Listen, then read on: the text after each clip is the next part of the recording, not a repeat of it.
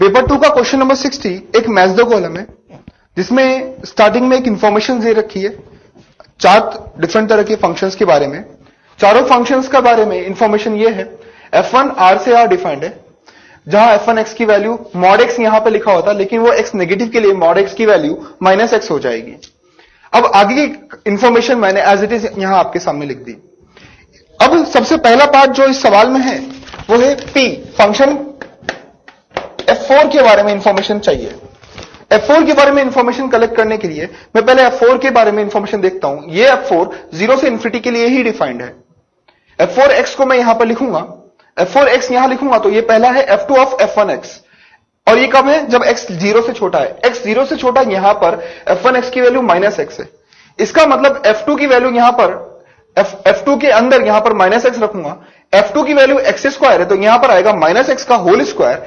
सो पहली डेफिनेशन में ये x लेस देन 0 के लिए इसकी वैल्यू x स्क्वायर बन जाएगी। x greater than equal to 0 के लिए f1x की वैल्यू e की पावर x है और f2 का वैल्यू x स्क्वायर है। That means it is e power x का whole square, that is e की पावर 2x माइनस 1। इस f4 के बारे में कमेंट मांगा है। इस f4 के बारे में कमेंट के लिए अगर मैं तुमसे आप लोगों से डिस्कस करूं तो x इक्वल टू 0 पर ये 0 है, x इक्वल टू 0 पर e power 0 that is 1, 1 minus 1 that is equal to 0। इसको बहुत आराम से समझ सकते हैं। तो दोनों पॉइंट्स पर, दोनों 0 प्लस और 0 माइनस पर इसकी वैल्यू 0 आ रही है। f0 की वैल्यू 0 है तो फंक्शन आपका कंटिन्यूअस हो गया। इसका ग्राफ हम ड्रॉ करें 0 पर तो स्ट्रक्चर कुछ ऐसा आएगा। 0 पर तो एक्स स्क्वायर का, 0 से छोटे के लिए एक्स स्क्वायर का ग्राफ, और 0 से बाद के लिए e की पावर 2x माइनस 1 का ग्राफ, जिसका स्लोप थोड़ा सा टिल्टेड होगा। तो 0 प्लस पर अगर आप दोनों के स्लोप्स कैलकुलेट करोगे, इस तरफ तो एक्स स्क्वायर है, इस तरफ e की पावर 2x माइनस 1 है। 0 प्लस के लिए इसका स्लोप और इसके स्लोप में डिफरेंस आ सकता है और वो आएगा, यहां स्लोप आपका आएगा, डेरिवेटिव पर यहां स्लोप 0 आएगा और यहां डेरिवेटिव पर स्लोप 2 आएगा। That means it is not derivable. लेकिन हमारे पास यहां ऑप्शन के बारे में डिस्कस करें तो पहला ऑप्शन जो f4 का है, f4 का पहला ऑप्शन है, क्या ये ऑन टू है 0 से इन्फिनिटी में, लेकिन 1 1 नहीं है। तो बिल्कुल सही है, ये ऑन टू भी है क्योंकि इसका डोमेन, इसका जो को डोमेन है 0 से इन्फिनिटी है और रेंज इसका 0 से इन्फिनिटी आ रहा है, और ये मैनी वन फंक्शन है तो it is not 1 1। So p is giving the answer as first. Second part की बात करें, f3 का डिस्कशन करना चाहते हैं। f3 ये रहा। f3 में 0 से छोटे के लिए sin x, 0 से बड़े के लिए x।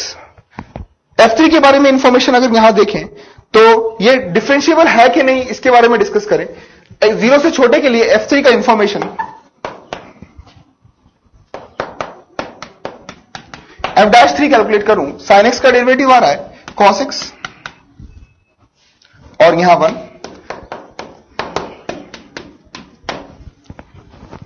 0 प्लस के लिए डेरिवेटिव 1 है और 0 माइनस के लिए cos 0 के लिए वैल्यू 1 आ गई। इसका मतलब 0 प्लस और 0 माइनस पर यह फंक्शन डेरिवेबल है। लेकिन क्या ये 1 1 होगा? डेफिनेटली sin x 0 माइनस के लिए 1 1 नहीं होता, इसलिए फंक्शन 1 1 नहीं है। तो इसके अकॉर्डिंग हम बोल सकते हैं Q के लिए आंसर आपका आएगा the function is differentiable but not 1 1। The option is 3। ये आपका P और Q पार्ट हो गया, आपको समझ में आ गया होगा। अब R पार्ट पे डिस्कस करें, f2 ऑफ f1।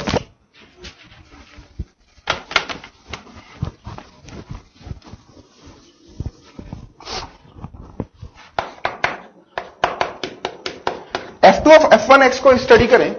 f2 का वैल्यू है x स्क्वायर, x पॉजिटिव के लिए, और f1 का वैल्यू है माइनस x और e की पावर x स्क्वायर। x अगर पॉजिटिव है तो f1 के अंदर यहां पर 2 वैल्यूज आ रही हैं, यहां पर दोनों केस में पॉजिटिव है तो हम इनपुट रख सकते हैं। इसमें पहली वैल्यू आ रही है x स्क्वायर अगर x लेस देन 0 हो, और इसमें वैल्यू आ रही है e पावर 2x अगर x ग्रेटर देन 0 हो। f2 ऑफ f1x, इसको स्टडी कर सकते हैं आराम से। ये आपका R पोर्शन है। R के बारे में कमेंट ये मांगा है कि ये कंटिन्यूअस और इसके 1 1 के नेचर के बारे में डिस्कस करें। बहुत सिंपल, इसका ग्राफ आप ड्रॉ कर दीजिए। x छोटे के लिए इसका ग्राफ इधर आ जाएगा, 0 से छोटे के लिए। e की पावर 2s का ग्राफ ऐसा होता है, यहां हॉलो सर्कल और यहां फुल सर्कल।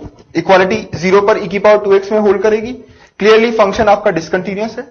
अगर ये फंक्शन डिसकंटिन्यूअस है तो you can say the function is neither continuous nor 1 1।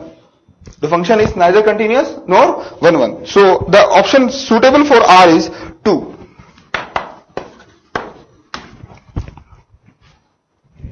And the last but not the least, F2 के बारे में इंफॉर्मेशन बोली है। F2 अगर आप देखें, F2 0 से इंफिनिटी से डिफाइंड है, x पॉजिटिव के लिए ही डिफाइंड है एक्स स्क्वायर। तो इसका मतलब एक्स स्क्वायर वैसे तो आपका इवन फंक्शन होता है, लेकिन एस ऑप्शन में